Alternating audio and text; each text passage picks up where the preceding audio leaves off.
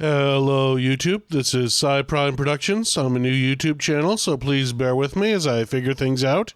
A lot of you have requested I make some more Pathfinder 2e build videos, and others have requested more equipment highlights. So I thought I'd combine the two and make a build video that highlights a few pieces of underused equipment that I've found in the game. And I just might dethrone the reigning champion of fighter builds at the same time. Now, before we go any further, I want to warn you that this video will talk about optimal builds. I want to set the record straight. You do not need to make optimal builds in order to have fun in Pathfinder 2e. In fact, sometimes having the most optimal build ruins the game for other players, as your combat monster kills all the enemies before other players get a chance to shine. This is not a video telling you what you should or have to do. This video is about having fun, theory crafting some Pathfinder 2e builds, and just looking at the differences. So, if you're familiar with Pathfinder 2e, you've probably heard of the Fighter Great Pick build. It is often regarded as one of the stronger builds in the game. See, the Great Pick is a two-handed weapon that does a d10 damage, but also has the fatal d12 trait. This means if you critically hit with it, all your damage dice become d12s, and you get to throw in an extra d12 in there for good measure. Because fighters are basically the most accurate class in the game, a fighter with a Great Pick is likely to crit more often than anyone else. This has led a lot of people to kind of assume that the Fighter Great Pick build is one of the more optimal builds in the game. Heck, it's so popular that in my local Pathfinder Society community, we have 2 people running variations of this build at the same time. Anyway, I went looking, and I think I found a Pathfinder 2e build that is comparable in damage, but a lot better on defense. It all relies on 2 items from the treasure vault that people tend to overlook, the Falcata and the Fortress Shield. The build also makes use of a bit of weird wording from a strange feat and an uncommon ancestry. So if you remember how to build characters in Pathfinder 2e, we follow the ABCs of character creation, and A stands for ancestry. So what we're going to do is take the Tengu ancestry. For those unfamiliar, Tengu are bird people but without wings, and they look like giant ravens. Their normal attribute adjustment includes a boost to Dex, but we don't need Dexterity for this build, so I'm going to choose to use the alternate option for just 2 boosts to whatever we want. And for a fighter, we want Strength and Constitution. For a heritage, we can choose whatever we want. There's a Tengu heritage that gives us a swim speed, a heritage that gives us constant featherfall. Choose your favorite. For our feat, we're going to choose Tengu Weapon Familiarity. This gives us access to some uncommon weapons, but the build actually hinges on this quote from the feat here. Additionally, choose 2 weapons from the sword group. You can choose from among all the common martial swords plus katana, temple sword, and wakizashi.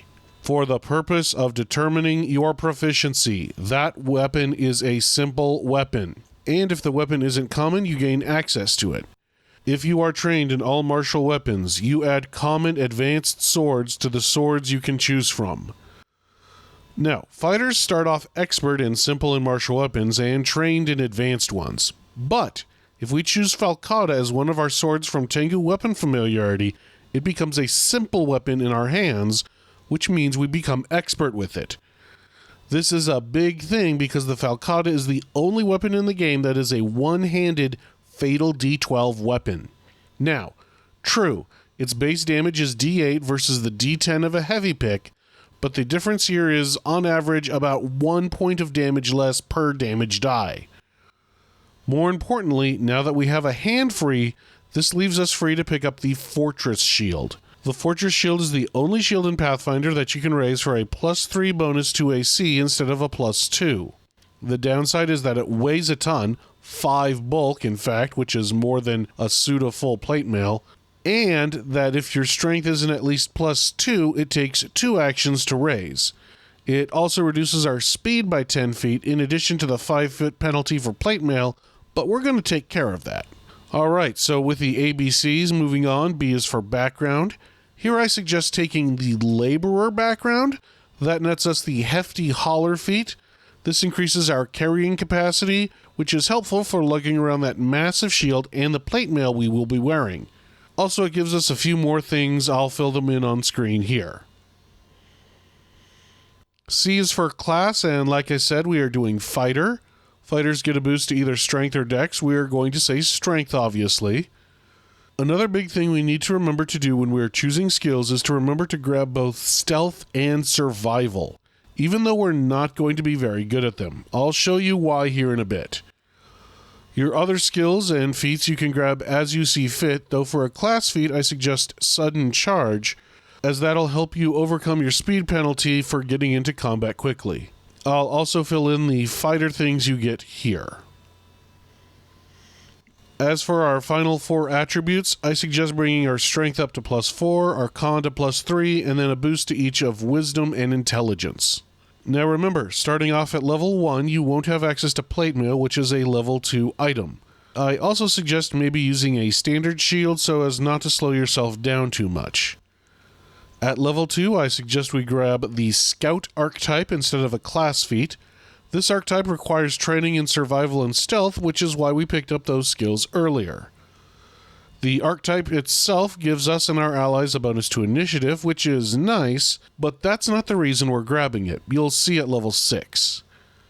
At level 2, you also gain a skill feat. Pick whatever you want, maybe quick repair if you have the crafting feat so you can repair broken shields quickly.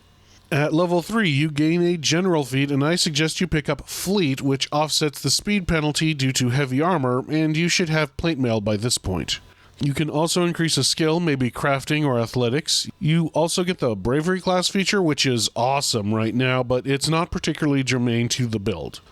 At level 4, you gain another class feat and another skill feat. Pick whatever you want.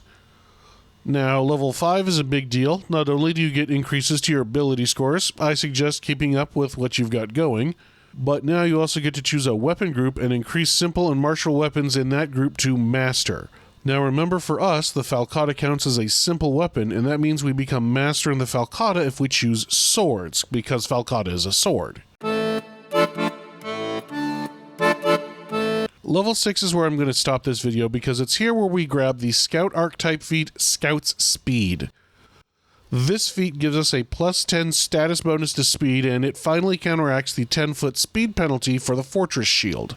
At this point, throw away your standard shield for the +3 bonus of a Fortress Shield, possibly one with a sturdy rune on it, and you are good to go. Level up as you please from here. Now, I should say there are a few other builds that do similar things. You could be a dwarf with the Unburdened Iron Ancestry feat. The shield and plate mail won't slow them down if they have that feat, and at level 6 they can take the fighter feat Advanced Weapon Training to make their Falcata master as well. I don't like this build as much as the Tengu build because we're not good with the Falcata until we hit level 6. The Tengu build is good with the Falcata right out of the way, and they can use a standard shield until level 6 when they get their Scout's Speed. The real question is, how will this stack up against a Great Pick fighter? And the answer is that it does a bit less damage. The weapon critical effect for a pick is to pile on more damage, 2 damage per damage die, whereas a sword just makes an enemy flat-footed. So, on average, you're doing 1 less damage per damage die on normal hits and 2 less damage per damage die on crits.